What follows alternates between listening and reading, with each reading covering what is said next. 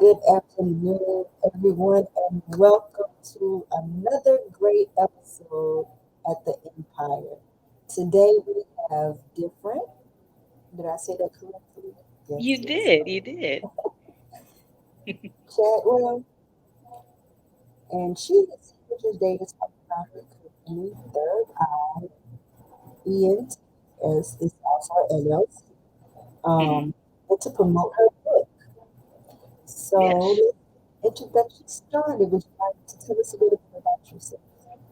Oh, yes. Thank you as well. First off, thank you, Miss Denise, for having me on your show. Big shout out to everybody that's watching. Definitely happy to be here. Thank you for having me. Yes, my name is Different, spelled Difernt. I'm from Houston, Texas. I'm 32 years old. I'm an author, motivational speaker, and CEO of my own small business, Third Eye Entertainment LLC. We're a business that tries to bring social awareness to society through our products and services in which we educate, inspire, and entertain all at once. So, again, thank you so much for having me. I'm happy to be here, share my story, and promote my business and book and encourage and motivate others. Thank you so much for being here. Mhm. And the name of your book, is it What If? It is called What If? A Controversial Paradigm Shift. You can tell from the title, it has the title controversial in it, so it has a little bit of controversy. The book is written to encourage and inform thought provoking conversations about injustice and systemic racism in America. And I've done this through graphic and provocative illustrations. So, this book, again, is basically intended for a mature audience. It does have sensitive content. I often joke with people and say, well, if you can't take this type of heat, still come onto the kitchen, just get you a little fire blanket.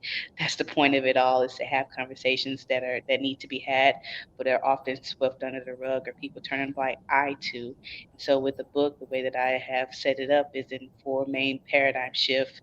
We have historical, political, precedent, and then we have hypothetical. And Hmm. each of these paradigms, I'm asking, relevant questions that are basically a race role reversal, tailored to historical and controversial deaths that have occurred in America and that have happened within the African American community. So, for instance, one of the questions I ask when historical paradigm is one of the first questions. It is, what if in 1619 Africans started dealing in illegal slave trading, whereas they kidnapped millions of women, men, and children and brought them on slave ships to America? And then you will see the provocative illustration where we have white slaves in shackles and chains and jumping from the ships, and then you have the black slave ship owners, whipping and them, commanding them like how they did us. And the thought of this book and how it started, it's the intricate thing. I guess I got to go back to my roots and to build up to how the book came about. But giving a little bit more of my background, I had a pretty good childhood up until the time I was 11, and then I ended up homeless for 3 years, to where I slept literally everywhere, from from cars to parks, bus stops. At one point, we slept in a shelter in a crack house at one point, and it wasn't until the age of 14 I was secretly placed in foster care by a relative of mine. And it was 6 months later that I found out through another former foster kid that if I aged out in the state of Texas, they would pay for your tuition to school. And so, right there, and a light bulb went out in my head, and just had to decide to use my street smarts to elevate my book smarts. And that's what I did. I made that decision to spend the next 4 years of my life in the system, and it wasn't easy. It was a whole another trial tribulation within itself, but through Hmm. the end, God brought me through it. I Amen. graduated high school and was able to go to college. I went to Sam Houston State University, and even then, so that was so much of a blessing and an opportunity. I got to travel abroad, and to where I studied abroad in Kim Young University in South Korea, and then that opportunity led to many other ones. I got to travel to 8 other countries while I was there, and so that trained my travel book, as well as I started my own student organization, um, called Pay It Forward, into where we would go to different high schools and speak on the importance of education, and me sharing my testimony with them. A lot of kids would come up to me afterwards and say, well, hey, I didn't know this, I didn't know that. Well, I'm inspired. I want to go to college now. And so that's where my motivational bug was planted. I, in the end, graduated with a bachelor's in international business. I have two minors in business communication and economics, as well as I have a master's degree in entrepreneurship, and I'm also a real estate agent. And so, although my story started off in trials and tribulation, it's going to end in triumph. However, all those notches and accomplishments under my belt, Miss Denise, still didn't mean a thing if I didn't have my check. And that's what was the problem for me in my early 20s. Mm, I had a lot of good things come my way, especially career wise, but coming up in that chaotic environment to where you're just thinking that all good things come to an end and nothing good lasts forever, you just it's old habits die hard. And so that's how it was for me throughout, my youth and middle school, high school, even in college. Um, when I got taken out of, my environment, placed in foster care, I was actually placed in good homes. However, it was for me, it was a culture shock within the culture shock because I never known Black people to have nice houses, nice cars, educated mm, and doing good big things. And so that opened up, a door for me to see, the other side of it and what inspired me to stay in the system. But even in such, I would get it in my head, like I said, nothing good lasts forever. So I would self sabotage and basically mess up every good thing that came my way. And it, like I said, it followed me throughout high school, college, onto my adulthood, and to where it started to affect me career wise. I had a lot of good opportunities coming my way, and I would squander or sabotage it. There was one to where I had a meeting with a well connected person, and I let the deep thoughts get into my head, and hey, you're not good enough. They just taking pity on you, blase, mm. blase. And then ultimately, I ended up showing up late to that meeting on purpose. And so it left a sour taste in their mouth. And from years on, I just sat back regretting it and thinking, like, what if? Until one day I had to look myself in the mirror and face that ugly truth that, whatever I went through as a child, it wasn't my fault. It was out of my control. But today and now, as an adult, it's on me to fix that problem. I can't do that. I can't expect nobody else to. So what I did was just face that ugly fact, dismiss that notion that Black people, we don't do therapy. And this Black girl went and started doing therapy. And I'm glad I did because that is what led to me writing a book and starting my own business. Talking with my therapist, they encouraged me to get back into journaling. Now, mind you, this is forward into 2020, and we're in a pandemic. We're stuck in a house. We can't go anywhere, so I can't travel like I used to. I've been up to 50 countries so far, and digging into my depression, nothing was helping it. So and also May 25th, 2020 happens the day George Floyd dies. And so him being from Houston as well, I'm from Fifth Ward, he's from Third Ward. We're right next to each other. And so when they were having a protest in his honor, I wanted to be a part of it and I wanted to have my voice being heard. However, I felt that I wanted my voice heard long after this protest was over, long after I'm gone. So being spiritually in tune and talking with God and asking Him to show me the way. This is what He showed me. Little by little, piece by piece, it would come to me. I would ask certain questions. I would see movies and get ideas. And so, little by little, I started writing things down, asking questions. And I started this in June 2020. And by December 2020, I took it over to my lawyer. She reviewed it, gave it high praises and asked that question that rocked my world. What's the name of your business? And I'm like, oh, I kept telling her my title of my book. And that's one thing about life, Miss Denise. You think you know it, and then life comes off and knock you off a high horse and remind you, you're never too big to, learn more and grow, no matter how many degrees you have under your belt. And so when I answered that question, she explained, she's like, I don't think you understand. You had to have an LLC in order to sell a product to the public. And so I had to hit the ground running, learning how to run a small business in Texas.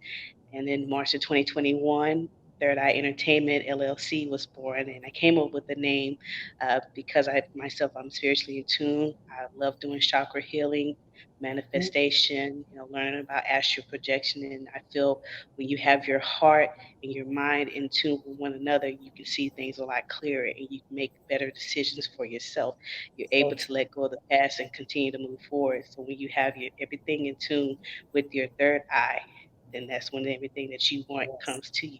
And so that is where Third Eye Entertainment LLC was born. And like I said, we're a business that tries to bring social awareness to society. And so we talk about pertinent issues such as, racial injustice. Um, the month of May just passed, and so we heavily advocate for mental health awareness, well as other social issues, domestic abuse, child sex trafficking. et cetera, et cetera. We talk about issues with the LGBTQ community, and everybody's included with my business. And so the book is available. It's on my website, differentsworld.net. I also have a YouTube channel which I promote my business and my book, as well as like I said, spread social awareness on topics. And so, yeah, I feel like I'm talking too much, so feel free to ask me questions. You answered everything I was going to ask. I did want to touch on the name, because I love Mhm. unique names. So Oh, thank well, you for thank you. explaining that. That third eye was, a lot of people need to understand that balance between, mental, Hmm. spiritual, physical, and once it's all connected, you're able to, Hmm. you'll take those blows a little bit better. Um, Positive body image. Let's talk on Yes, that. I saw that that yes, was yes. your things to want to discuss. Why is that So I've recently been inspired by other women that I see on social media, like Instagram, TikTok, who are embracing their body, no matter what size or color that it may, look to be. I'm coming to terms and learning that positive body image is not just about loving and accepting who you are, where you are in your time of life. It's about encouraging others as well to accept and love who they are, no matter if they're big, small, tall, short. Me, I'm a short, plus size woman. At one point in my life, I was caught up in losing weight and keeping it off, but it was just too much for me in regards to psychologically. I would take shortcuts and then like doing like the diet pills and water pills and trying to lose the weight, and then it comes back on. At one point, I had lost over 100 pounds, and then the pandemic started, and was stuck in the house, can't go to the gym, and then I packed it back on. And so, positive body image is not only about the physicalities of it; it's the inner work that you do as well. Being able to mentally accept and love yourself, no matter who you are, where you are in life, it ties into your mental health. Um, and like I said, with Third Eye Entertainment, we advocate heavily for mental health awareness. And so at this time, I want to take time to speak out to everybody that's listening and watching, and know that whatever trial and tribulation that you are going through in your life, it is okay to not be okay, but never, ever, ever sit there and not be okay. Go get help. Go do whatever it is that you have to keep yourself from going off the deep end and possibly taking anybody with you. If you know, or if you know anybody, or if you need these mental health resources I'm about to share with you, please feel free to do so. The crisis hotline number is 1-800-273-8255, or you can call or text 988, or you can text 741-741. For those that would prefer, you guys can check out mentalhealthishealth.us, or you can visit 988lifeline.org. As well as remember even though I am giving you the mental health resources, it's on you to do your own homework and your own research and find what works best for you. Because at the end of the day, you guys are the captain of your own ship, and you decide where to navigate the waters. For me and my business, I just like to show as an example of how God can take you from the back to the front when it comes to speaking your truth and living your truth and accepting your truth. For me, like I said, I had to accept the ugly truth that I needed to go and fix my issues. So a lot of times it comes from accepting and acknowledging the ugly truth, and then secondly deciding to get up and do something about it. And so mental health, positive body image, spiritual in tuneness, it all goes into one with me. it's important to love on yourself, to pamper yourself, and give yourself Yeah. permission to look in the Yes, ma'am. mirror and be okay with what you see, no matter if you have a big forehead, ears, big nose. Love or live on, celebrate you, because you're meant to be here. And every day that God picks us up, I think is a blessing. Yes, ma'am. I I will agree. put your information in now. I did this earlier. Yeah. I have another interview at 7. Is that correct? I'm sorry, say it again. Your information at the bottom. The ticker. Oh, my information? Sure, that's correct. Yes. That Okay. is where everybody that's interested in getting my book, you guys again go to my website, differentsworld.net, and get your copy of my book. You can also check out my other social media handles, my TikTok, my Instagram, and most of all, my YouTube channel. That's also where I push most of the traffic to my YouTube channel. So you guys Okay. definitely check it out and be sure to hit the subscribe button and that notification bell. So when I drop the content, you guys come into Difference World and you come and learn. Yes, yes. I want to thank you so much for the information that you gave today and what you spoke on. I am going to be reaching back out to you, Queen, because I would love to have you back on. Definitely. Everybody, she took the time out to come with on with us today, and she's at work. So I Yes, want I'm to at let work her right now. know Yes, but because I hey, the want to let grind you know doesn't she's stop. trying to keep. Um, but on Saturdays, I don't know if we're going to do this every Saturday or every other Saturday, but I want for you to come on so that we can talk more about the body image, mental health awareness, the foster care, homelessness, Definitely, sure. and healing from past trauma because I think we all have a story and the storytelling has power. And we need to Mhm, reach our people, our women, so that they can know that it's okay, you know. mhm. And it's okay to be the first to go see a therapist. Maybe you, you can break that cycle, because it's us. Yeah, I want this, something, this in the family. So we don't, as black people, don't need to go yeah. see them. Coming up in that environment, what goes on in this house stays in this house. Yeah, Yes. you just have to get this and then be. I respect that. You know, it's coming up. I'm a private person. I've always have been, always will be. But at this point in time in my life, I'm to the point to where some things that I'm keeping bottled in is taking too much of a hold on me. So I have to let it. I have to express, and I don't care. You know, who doesn't like it, who's tired of me. You know, telling my story. This is my story, and I'm sticking to it. And so I encourage any and everybody else that's out there that's in that same, role or at that same crossroad that I was when it came to getting my mental health in check. At the end of the day, you have to choose you because nobody else is. I also wanted to note that when it comes to your mental health, you have to understand and realize that how much of a big commitment it is when it comes to your mental health. You have to maintain and constantly. So whatever tool you use, be it talking with a therapist, a family member, a friend, picking up a hobby, cutting people off, mending broken bridges, understand that you are going to have to stay committed to keeping your mental health in check. It's just as if when you decide to get your physical health in check, when you decide to give up candy and sweets, you can't go back. And so with therapy, it's more than just a one sit-in session. You're going to have to be consistent with it, not every week or every month, at least 3 to 4 times out of the year. I recommend, or you can go quarterly, just to make sure that you're keeping your mental health in check and understanding that it's not just a one-time thing or a quick fix. Going to talk to somebody about it one time. It's more than likely you're going to have more than one issue that needs some addressing. And so when you make the decision to commit to keeping your mental health in check, you have to be all in. Oh, Yes. because it's important. Because you don't want to just be in a survival mode all your life. Feel like you're stuck engaged in a fight day to day with yourself, your emotions, and everyone around you. It's not healthy. So Mhm.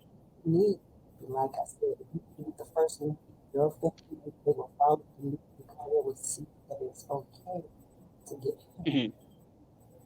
Oh, Um, yes. I encourage anybody out there, especially, people of color, our people, do whatever you have to do to keep yourself from going off the deep end. It's just too many of us that are, being erased off the map and nobody's doing anything about it. So I doing my history and research, I found that a lot of our, struggles and issues, it comes from racial injustice. And so unfortunately, that's one of the truths that we are living in.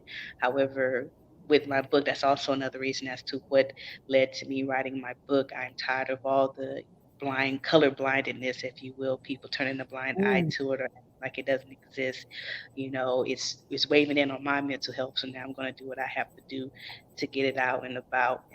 the reason why, like I said, I chose the controversial route with my book is because it seems to me that controversial gets a lot of attention. People flock to it. And so with this book, the way that I have set it up isn't a controversial matter, but again, it's not meant to, although it will ruffle some feathers and rub some people the wrong way.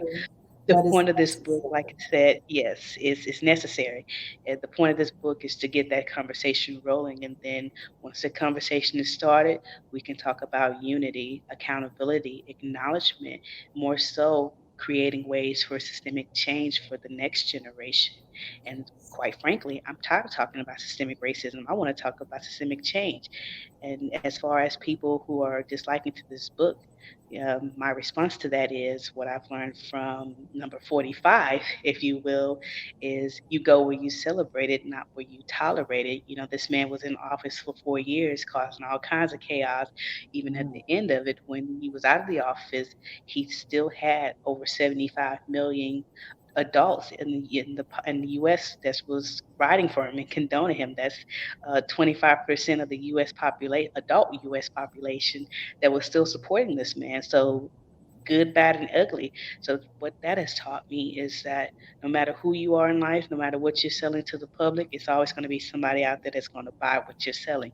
So again, you go where you celebrate it and not where you tolerate it. So with this book, I'm reaching out to everybody, but my most targeted audience is going to be my people, people that understand where I'm coming from. I'm looking for them to help me spread the word and to talk about this. And so, again, I'm reaching out to everybody out there that's listening and watching. Definitely go to my website, differentsworld.net, and get a copy of my book, What If a Controversial Paradigm Shift. Be sure to leave a review on Amazon, as well as subscribing to my YouTube channel.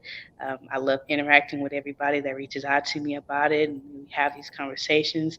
Again, some people ask the questions, well, why are you doing this? Why you wrote the book? You know this is going to cause trouble. Well, trouble is already here. Trouble is it going to So come? we can't cause Because no what more trouble than is what's already here. understand that it's supposed to be human rights, but we Hmm. have to stress Black lives matters because they don't care. If y'all stop Hmm. killing us, and we can stop killing ourselves, like I said, and come together, because unity is more important than just thinking about color, race. It's a beautiful world, and to understand the different cultures and respect it, and Hmm. like you said, make it a priority for our people to talk about this so that it's spread with everybody. So those conversations can be had in Hmm. homes, together in communities, in the schools where they need to be put together, you know. Yeah. That's funny that you say that, being that Juneteenth is around the corner and they finally have made it a federal holiday.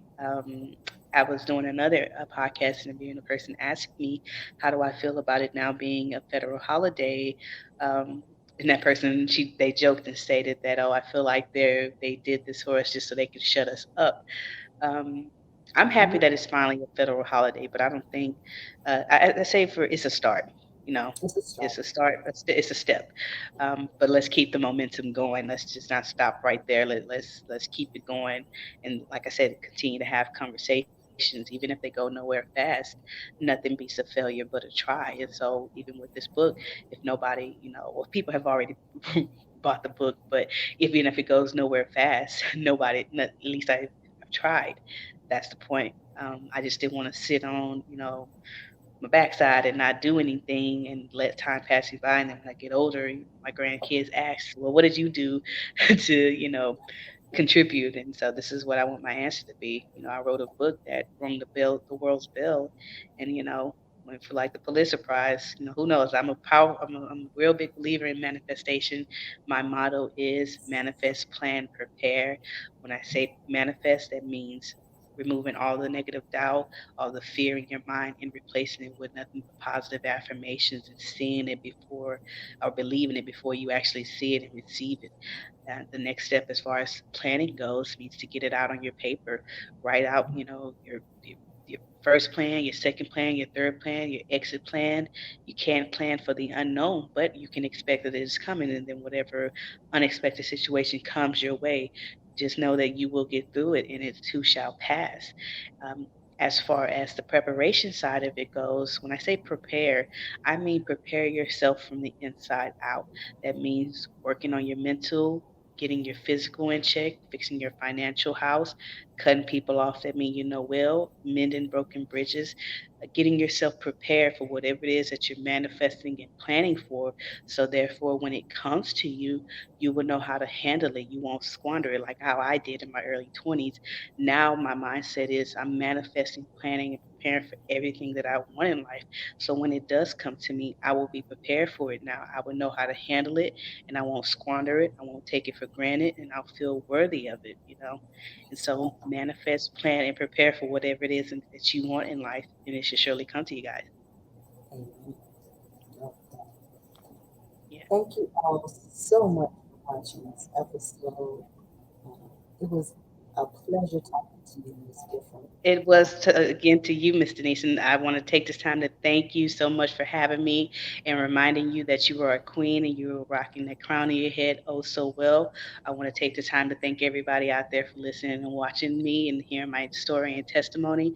I hope it has inspired and motivated you guys, as well as don't forget to go to my website, differentworld.net, and look at all my other good things that I got going on, especially with my book, What If? A Controversial Paradigm Shift.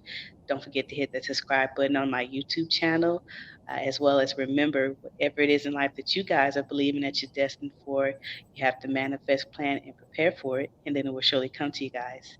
Difference world, come and learn. I love it. I am going to enjoy having you on Yes, because it is thank y'all. important. Let's get Definitely be together. happy to come back. Yes, talk about life experiences. Thank you, everyone, for watching and tuning in. This has been another great episode of the Empire. And like, subscribe, and share. Thank you all for watching. As always, be bold, beautiful, and be blessed.